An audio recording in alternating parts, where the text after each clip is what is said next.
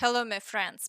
Today, Trump finally responded to why he didn't end the war in 24 hours. He said he was just joking. I don't downplay the complexity, but as a candidate, you promised to resolve everything in a day. Well, I was joking a little when I said that. In reality, I want to settle everything, and I think I will succeed. Meanwhile, Ukrainians are dying and Trump is just joking. Negotiations continue today, but it's unclear how much longer they will last before even a 30-day ceasefire can take effect. Trump said that on Monday, the 17th, there will be more information about a possible ceasefire. As you know, we have a ceasefire agreement with the Ukrainian side, and we are trying to reach a similar agreement with Russia. And I think things have been going well so far. On Monday, we will learn a bit more, and hopefully, it will be good news, he stated. The US president didn't directly answer questions about potential actions if Russia refuses to cease fire, but said it would be bad news for the world. And on the front lines, activity is only increasing. Let's start with the Kursk direction. Here, the Ukrainian forces are still holding on to the outskirts, but reports indicate that Russian forces are trying to advance toward the Sumy region to create a buffer zone. Meanwhile, the Russians have shelled Sumy and Hotin in the Sumy region with a confirmed Shahed strike. As we can see, Russian forces are intensifying their shelling here, but so far there have been no changes along the front line. At the same time, Putin continues to claim that Ukrainian forces are allegedly encircled there and is calling on Kyiv to order them to lay down their arms. The United States, Mr. Trump, spare the lives of Ukrainian army servicemen, some of whom are blocked by Russian troops in the invasion zone of the Ukrainian armed forces in the Kursk region. In this regard, we draw attention to the fact that Ukrainian militants have committed numerous crimes against civilians in the invasion zone. These actions, as I have already mentioned, are classified by the Prosecutor General's Office of the Russian Federation as acts of terrorism. We understand President Trump's call to approach these servicemen with humanitarian considerations. In the event of laying down their arms and surrendering, they will be guaranteed life and humane treatment in accordance with international law and the laws of the Russian Federation. For the effective implementation of the U.S. President's appeal, a corresponding order is needed from Ukraine's military political leadership, instructing their units to lay down their arms and surrender. Friends, be sure to share your thoughts on this in the comments. After all, the General Staff already stated yesterday that no encirclement exists. And Zelensky stated that the Kursk operation has already fulfilled its objective. The Kursk operation of the Ukrainian forces has accomplished its task. Our guys are absolutely heroic. They took a heavy hit. The first pressure eased in the Kharkiv direction. The Russians pulled the maximum number of troops to Kursk. Then they started withdrawing forces from the east, but they didn't abandon their main goal, Pokrovsk. Thanks to the Kursk operation, the situation in the Pokrovsk and Kharkiv directions has stabilized, and it will now be very difficult for the Russians to find an opportunity to threaten Pokrovsk again. Meanwhile, in the Pokrovsk direction, changes emerged yesterday as Russian forces resumed the advance, attempting to extend the flank to encircle Pokrovsk.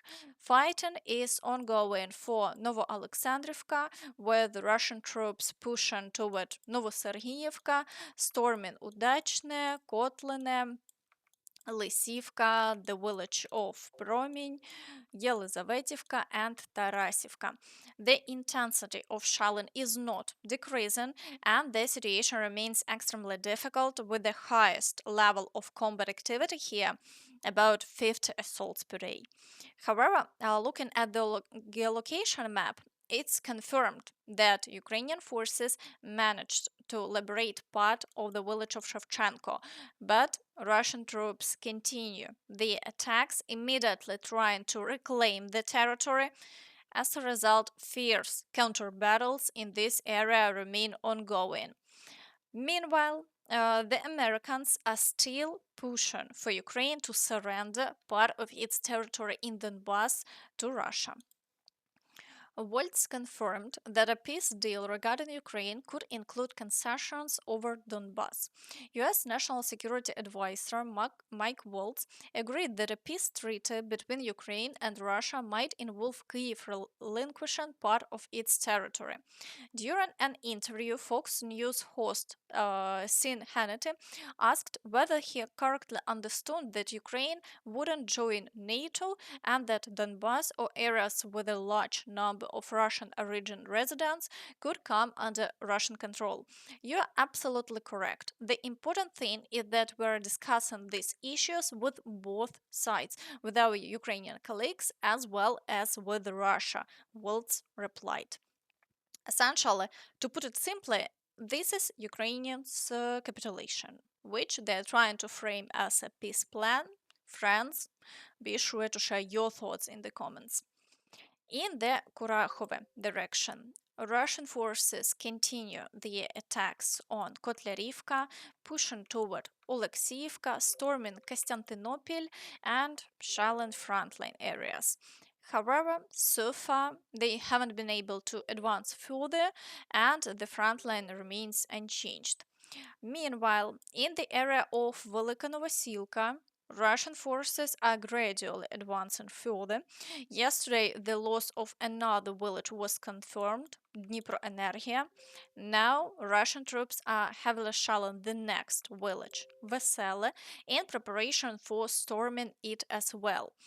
Attacks are also being recorded in the areas of Burlatske, Privilne, Novosilka, and Novopil. While there were no changes overnight, the situation remains extremely difficult and the intensity of hostilities is not decreasing.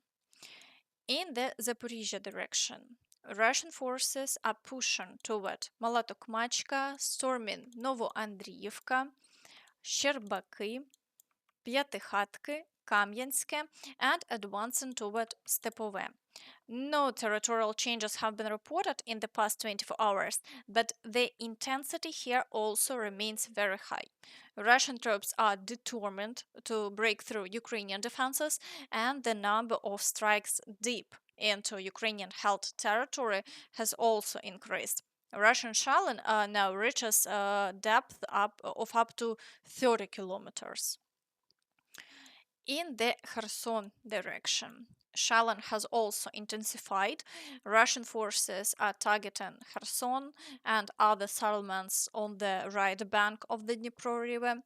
The situation remains difficult, but no new offensive actions have been recorded along the front line, and there are no changes in territorial control. And now moving to the Toretsk direction. Here, Russian forces continue attempts to reclaim lost positions in Toretsk. They are also advancing near Krymske and Druzhba. However, over the past 24 hours, no territorial changes have been recorded, and the situation remains under the control of the Ukrainian forces. In the Chasiv Yar direction, Russian forces continue their attacks in the central part of the city, but haven't achieved any success. Shelling of Konstantinivka is also ongoing. However, over the past 24 hours, the front line has remained unchanged. In the Siversk direction, Russian forces are assaulting Bilogorivka and Verkhnyo-Kamensk. No changes have been recorded in the past 24 hours, but activity here remains minimal with only a few assaults per day. All attacks have been successfully repelled. In the Liman direction, the activity is much higher. Russian forces are trying to expand their controlled territory to the south near the Torsk area. They are also assaulting Yampolivka, Zelena Dolina, Lipove and making advances toward Novomykhailivka. No changes have occurred in the past 24 hours, but the situation remains very difficult due to the high number of attacks. In the Borova direction, Russian forces are only making advances near Bogoslavka. In other areas, the situation remains stable. Further south, all attacks on Hrekivka have stopped and the front line remains unchanged. In the Kupiansk direction, Russian forces are assaulting Holubivka and attempting to realign the front line to move further towards the encirclement of Kupiansk. However, they have had no success, and the Ukrainian forces are successfully repelling all attacks. Additionally, the Russians are trying to break through again near Dvorichna. Assaults on the village of Doroshivka are being recorded, and they are also attempting to advance toward Krasny Pershe. No progress has been made over the past 24 hours, but the attacks continue. In the Kharkiv direction, there is only shelling. The Russians are not conducting new assaults, and the fighting continues only in Vovchansk, where the front line remains unchanged. Meanwhile, Lukashenko stated that Putin will not attack Poland in 5 years.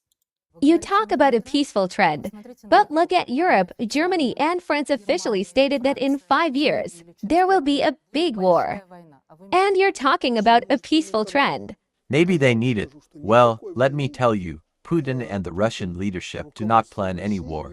And there will be no war in 5 years. Do you understand? We are learning from this example.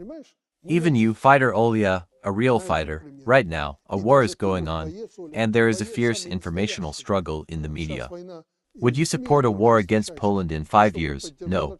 Why do we need that? They need it to escalate the situation. Maybe they want to create a European army, but they need to justify it to the people.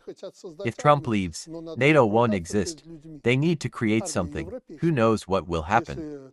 But people need to be told where the $800 billion are going and so on. That's why they're creating a smokescreen in the media, claiming that we supposedly plan to attack. Listen, if we were planning, I would definitely know because the whole operation, the whole border with the Baltics and the Poles, would go through us. We don't have such plans. Once, I discussed the problem with Putin when Europeans started scaring us that they would close the Baltic and Russia wouldn't be able to trade. I jokingly said, you know, Vladimir, we'll have to escort our dry cargo ships with military vessels. We joked, laughed, and that's it. But, in principle, that's quite realistic if they try to lock us in, violating international rules. We're not invading their territory, but if something happens, we'll have to seriously think about it. And we've never planned an attack on Europe. They know this very well. Also, yesterday a statement appeared that supposedly the most fortified border in Ukraine is with Belarus. Lukashenko also commented on this statement. You talk about peace this year.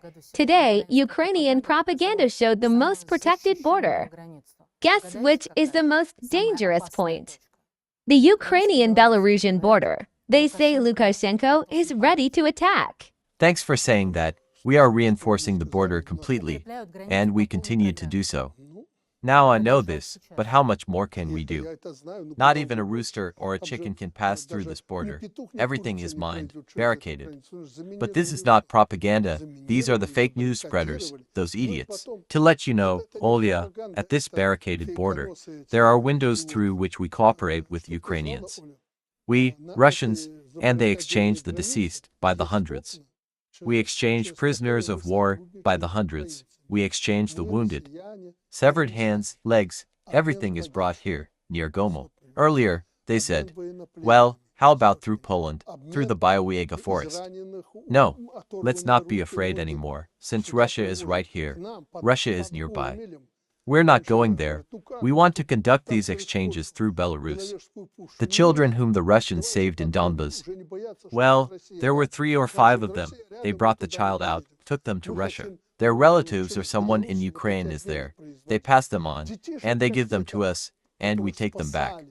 So, the border is alive, and what the propagandists, those fake news spreaders, etc., said, that's their position. And that's all from me. So please, don't forget to like this video, subscribe to the channel and hit the notification bell to stay updated on all the latest news. Thank you for watching and see you next time. Bye bye.